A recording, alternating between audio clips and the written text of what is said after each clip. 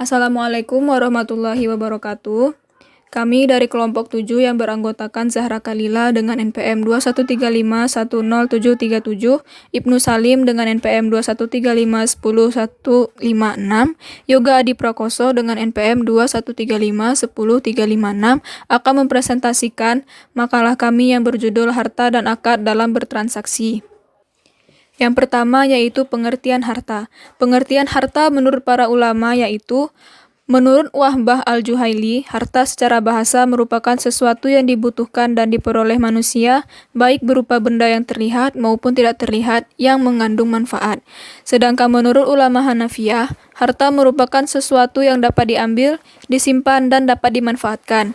Kemudian menurut pendapat jumhur fikih selain Hanafiyah yaitu harta merupakan segala sesuatu yang bernilai dan mesti rusaknya dengan menguasainya. Kemudian pengertian harta menurut Al-Quran yaitu di dalam surah Ali Imran ayat 14 tertulis segala sesuatu yang disukai manusia seperti hasil pertanian, perak atau emas, ternak atau barang-barang lain yang termasuk perhiasan dunia. Namun harta dapat membuat manusia lalai dalam mengerjakan ibadah kepada Allah. Seperti yang tercantum dalam Al-Quran Surah Al-Kahfi ayat 46 yaitu, harta dan anak-anak adalah perhiasan kehidupan dunia, tetapi amal kebajikan yang terus-menerus adalah lebih baik pahalanya di sisi Tuhanmu, serta lebih baik untuk menjadi berharap.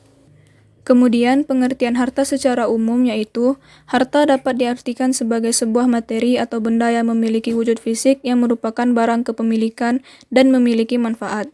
Juga yang tidak memiliki bentuk fisik namun bernilai dan bermanfaat bagi manusia. Yang kedua yaitu kedudukan dan fungsi harta.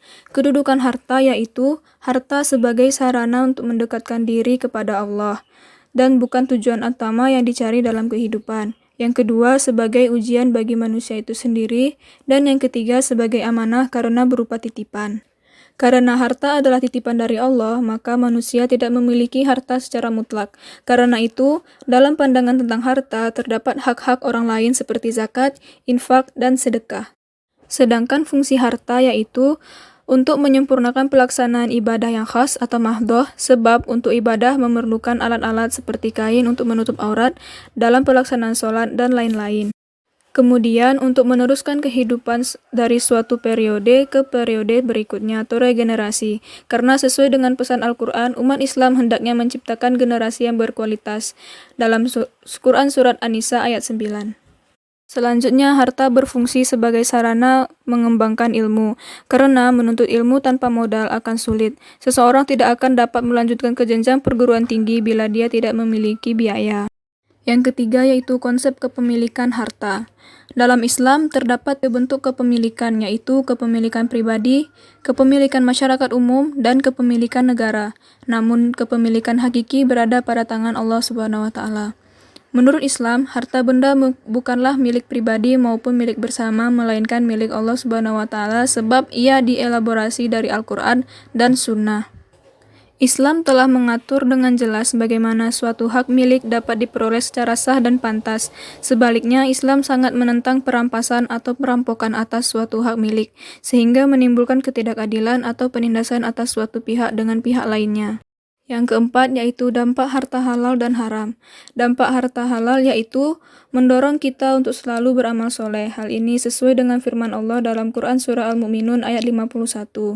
Selanjutnya, harta halal dapat mempermudah terkabulnya doa, dan terakhir, harta halal dapat menjadi penawar dan tidak memberi mudarat pada tubuh dan dapat terhindar dari api neraka. Selanjutnya, dampak harta haram yaitu membuat kurang semangat dalam beribadah sebab memakan harta haram itu sama dengan mengikuti langkah setan, dan setan akan membuat kita sibuk dengan urusan duniawi dan meninggalkan urusan akhirat. Yang kedua, mempersulit dikabulkannya doa. Dan yang terakhir merupakan menjadi penyebab kehinaan dan kemunduran. Yang kelima yaitu ada pengertian akad. Pengertian akad ini bisa berdasarkan bahasa, istilah, dan terminologi. Menurut bahasa, akad adalah ar-rabt atau ikatan. Sedangkan menurut istilah, akad memiliki dua makna. Yang pertama makna khusus, dan akad adalah ijab qabul yang melahirkan dan tanggung jawab terhadap objek akad atau maq'ud alaih. Yang kedua itu makna umum.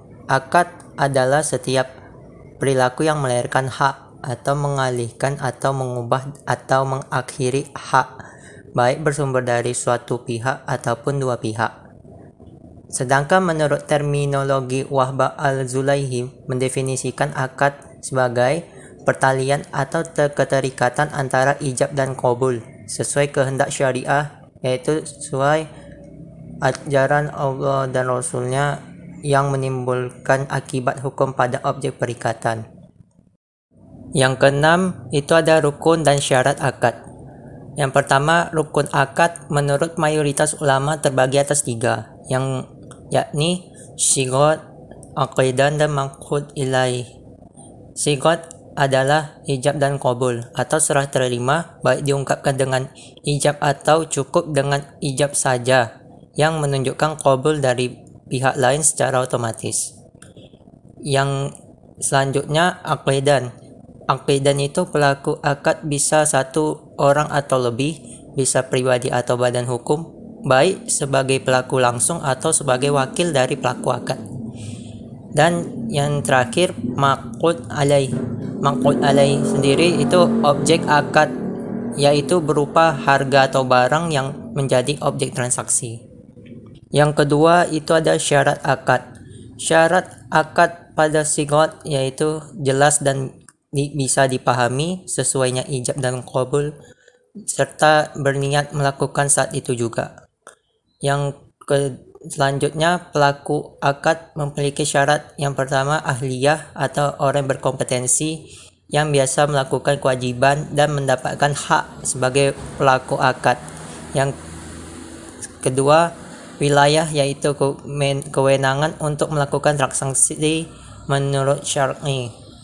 Dan yang ketiga itu objek akad dengan syarat barang yang diakadkan itu masyru' atau legal dan barang bisa diserah terima saat akad, yang pasti jelas diketahui oleh para pihak dan berakad dan harus ada pada waktu akad tersebut. Yang ketujuh yaitu dampak hukum akad. Dampak hukum akad ini dibagi 2. Pertama, dampak hukum khusus dan dampak hukum umum. Yang dampak hukum khusus itu ada 3. Yang pertama, kepemilikan dalam jual beli, hibah, wakaf, dan upah. Sedangkan dalam dampak umum itu segala sesuatu yang mengiringi setiap atau sebagian besar akad. Klasifikasi akad.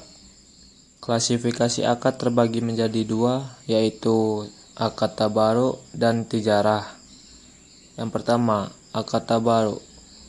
Akad tabaru adalah segala macam perjanjian yang menyangkut transaksi nirlaba. Akad tabaru ini dilakukan dengan tujuan tolong-menolong dalam rangka berbuat kebaikan.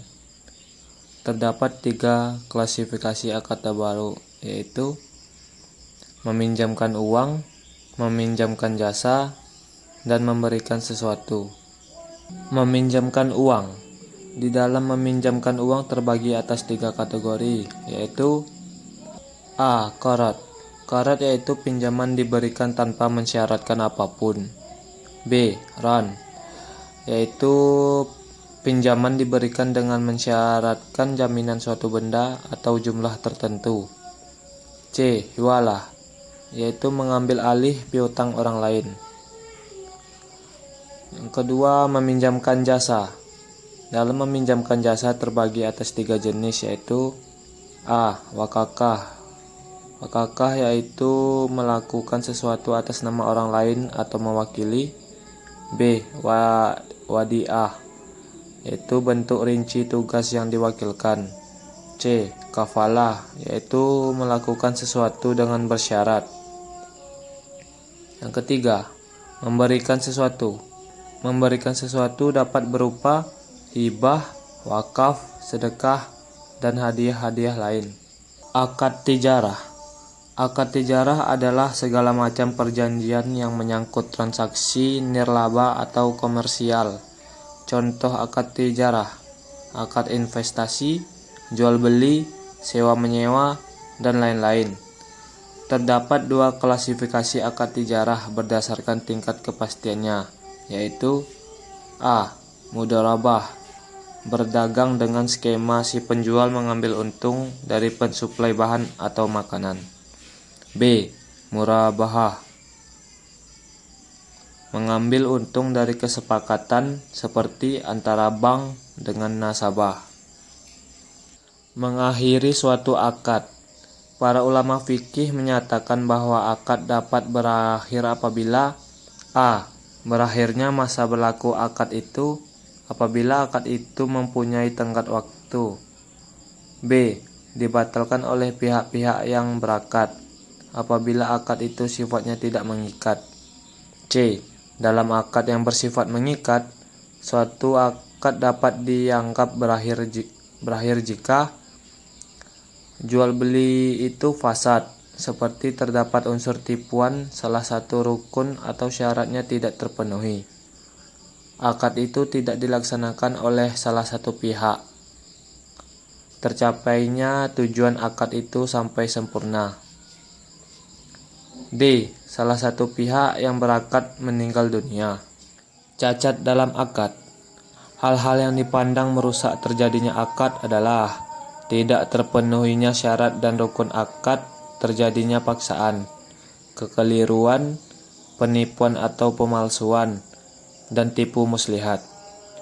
Akad dalam perspektif hukum perjanjian Islam memberikan batasan mengenai hal-hal yang menjadi sebab yang menjadikan fasid atau cacat suatu akad, yakni 1. Paksaan, 2. Penyerahan yang menimbulkan kerugian, 3. Gharar atau penipuan, 4. Syarat-syarat fasid, 5. Riba, 6. Tidak terpenuhi syarat dan rukun akad.